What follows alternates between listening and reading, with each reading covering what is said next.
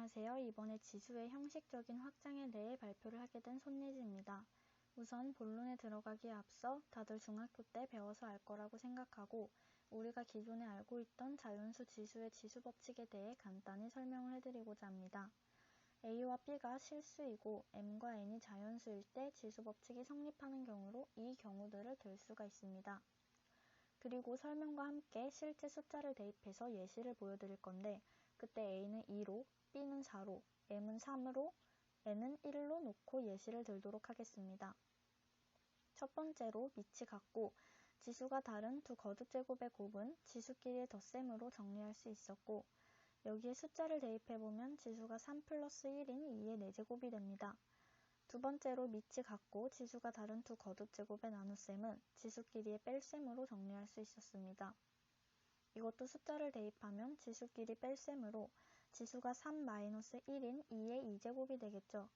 세 번째로 A의 m제곱의 괄호가 쳐져 있고 괄호 옆에 n제곱이 붙어있는 경우에는 밑은 그대로 m과 n은 곱해서 정리할 수 있었고 지수가 3 곱하기 1인 2의 세제곱이 됩니다.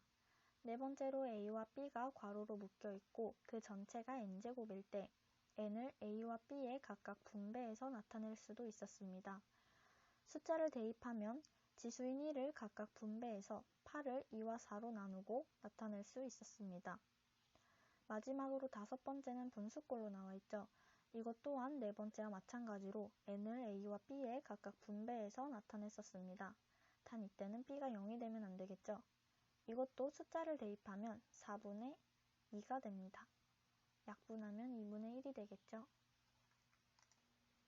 자, 이제 슬슬 본론으로 들어가 봅시다. 교과서 17쪽을 펴주시면 0 또는 음의 정수인 지수에 대해 나올 거예요. 이제 자연수 지수의 지수법칙이 아니라 좀 더 확장된 개념의 지수법칙을 배우게 됩니다. 결론부터 말하자면 지수가 0인 거듭제곱은 1이 됩니다. 여기서 뒤에 곧 언급할 A가 0이 아닐 때 정수지수의 지수법칙 1번 A의 m제곱 곱하기 A의 n제곱은 A의 m 플러스 n제곱이다를 활용해보면 A의 0제곱 곱하기 A의 n제곱은 A의 0 플러스 n이라는 식이 나옵니다. 따라서 A의 0제곱 곱하기 A의 n제곱은 A의 n제곱이 나오는 거죠. 우리가 구하고자 하는 건 A의 0제곱이기 때문에 양변을 A의 n제곱으로 나눠줍니다. 그러면 A의 n제곱은 A의 n제곱분의 A의 n제곱, 즉 1이 되는 것을 확인할 수 있습니다. 따라서 지수가 0일 때 지수법칙이 성립한다는 걸 볼 수 있습니다. 여기에 숫자를 대입해보면 A에 뭐가 와도 0제곱이 붙어있다며 모두 1이 나오는 것을 볼 수 있습니다. 다음으로 지수가 음의 정수일 때 지수법칙이 성립하는지 알아보겠습니다. 그러려면 우선 이 개념을 알아야 되는데 A의 마이너스 n제곱은 A의 n제곱분의 1로 나타낼 수 있습니다. 위 식은 방금 증명할 때 쓰였던 이 식이 m자리에 n을 넣어도 성립한다고 했을 때 m이 마이너스 n이 되고 밑이 같은 두 거듭제곱의 지수끼리 더하면 A의 마이너스 n 플러스 n제곱이 됩니다. 따라서 A의 0제곱은 1이 되고 그 결과 A의 마이너스 n제곱 곱하기 A의 n제곱은 1이 되는 것을 확인할 수 있습니다. 여기서 우리가 구하고자 하는 건 A의 마이너스 n제곱이기 때문에 양변을 A의 n제곱으로 나눠줍니다. 그러면 앞에서 보여드렸던 것 같은 모양의 식이 나오게 됩니다. 이것도 마찬가지로 n이 뭐가 됐던 전부 A를 역수로 n의 부호를 반대로 써주시면 식이 성립될 수 있습니다.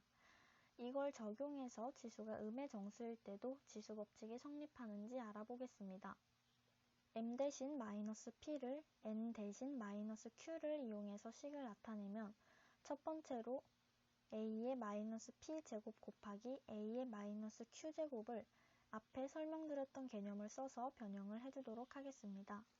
그러면 a의 p제곱분의 1 곱하기 a의 q제곱분의 1이 됩니다.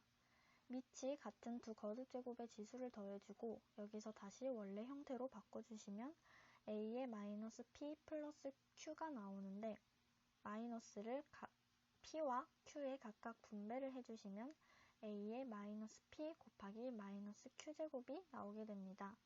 이때 다시 마이너스 p에 m을 마이너스 q에 n을 넣어주시면 a의 m제곱 곱하기 a의 n제곱은 A의 m 플러스 n제곱이다 라는 식이 나오며 지수법칙이 성립된다는 걸 알 수 있습니다. 또 다른 예로 이것 또한 m을 마이너스 p로 n을 마이너스 q로 가정을 하고 a의 마이너스 p제곱에 마이너스 q를 앞에 개념대로 괄호 안부터 천천히 바꿔주시면 이러한 모양의 번분수 형태가 나오게 되는데 q제곱을 a의 p제곱분의 1에 각각 분배를 해주면 나오는 번분수를 계산해주시면 a의 pq제곱이 나옵니다. 여기서 a의 pq제곱을 a의 마이너스 p 곱하기 마이너스 q제곱으로 바꿀 건데 왜냐하면 마이너스 p와 마이너스 q에 다시 m과 n을 넣어주기 위함입니다. 정리하면 a의 m제곱의 n제곱은 a의 n제곱으로 성립하게 됩니다. 따라서 지수가 음의정수일 때 지수법칙이 성립한다는 것을 알 수 있습니다. 마지막으로 총정리를 함과 동시에 맨 처음에 제가 간단히 짚고 넘어갔던 자연수 지수의 지수법칙과 오늘 새로 알게 된 정수 지수의 지수법칙의 공통점과 차이점을 설명해드리고 마무리하려 합니다. 우선 공통점으로는 이 세 식이 자연수와 정수 둘 다 모두 성립된다는 특징이 있는 반면에 자연수, 즉 양의 정수에 해당되는 자연수 지수의 지수법칙에서는 말 그대로 지수가 0보다 큰 자연수여야 하기 때문에 밑이 같은 두 거듭제곱의 지수인 m과 n은 대소관계가 그만큼 중요하지만 이제 0과 음수인 지수까지 가능한 정수 지수의 지수법칙에서는 m과 n의 대소가 별로 관계가 없습니다. 자, 지금까지 정수 지수의 지수법칙이 성립하는지에 대한 설명이었습니다.